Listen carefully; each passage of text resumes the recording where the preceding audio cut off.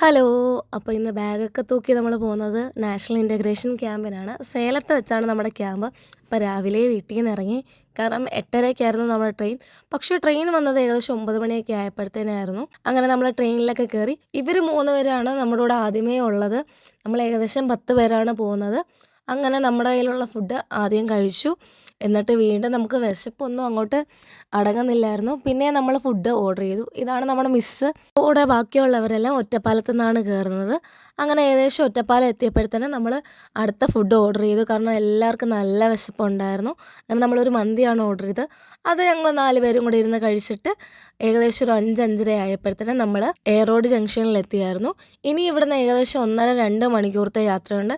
പിന്നെ അവിടെ ഇറങ്ങി നമ്മുടെ എല്ലാവരുടെയും കൂടെ ഫോട്ടോയൊക്കെ എടുക്കണമായിരുന്നു. അങ്ങനെ ഓരോ കാര്യങ്ങൾ സംസാരിച്ച് ആദ്യമായി കാണുന്നവരുടെ ഒരു പ്രശ്നങ്ങളൊന്നും ഞങ്ങൾ തമ്മിലില്ലായിരുന്നു. അത്യാവശ്യം എല്ലാവരും ഒരേ വൈബുള്ള ആൾക്കാരായിരുന്നു. അങ്ങനെ ഞങ്ങൾ അവിടുന്ന് ഇറങ്ങി. അവിടുന്ന് നമ്മളെ പിക്ക് ചെയ്യാൻ അവിടുത്തെ കോളേജിലെ ബസ്സൊക്കെ വരും. അങ്ങനെ അത്യാവശ്യം കുറച്ച് അലമ്പൊക്കെ കാണിച്ചിട്ടാണ് നമ്മൾ പരിപാടി നടക്കുന്ന സ്ഥലത്തോട്ട് പോകുന്നത്. അത്യാവശ്യം കാണാൻ കൊള്ളാവുന്ന സ്ഥലമായിരുന്നു നമ്മൾ ഇറങ്ങിയതും. കോളേജ് അത്യാവശ്യം വലിയ കോളേജായിരുന്നു. വിവേകാനന്ദ കോളേജിൽ വെച്ചാണ് നമ്മുടെ നാഷണൽ ഇൻ്റഗ്രേഷൻ ക്യാമ്പ് നടക്കുന്നത്. ഏകദേശം 8-8:30 ആയപ്പോഴത്തേനും നമ്മൾ ക്യാമ്പിൻ്റെ സ്ഥലത്തോട്ടെത്തി. അവിടുത്തെ ഹോസ്റ്റലിലാണ് നമ്മുടെ സ്റ്റേ.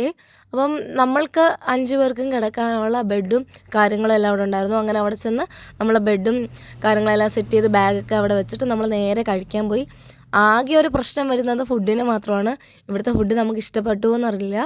അങ്ങനെ ആദ്യത്തെ ദിവസം നമുക്ക് ചപ്പാത്തിയും ഉള്ളിക്കറി പോലൊരു കറിയും ഒക്കെയായിരുന്നു കിട്ടിയിരുന്നത്. അപ്പോൾ ഇന്നത്തെ വീഡിയോ ഇത്രയേ ഉള്ളൂ. ബൈ.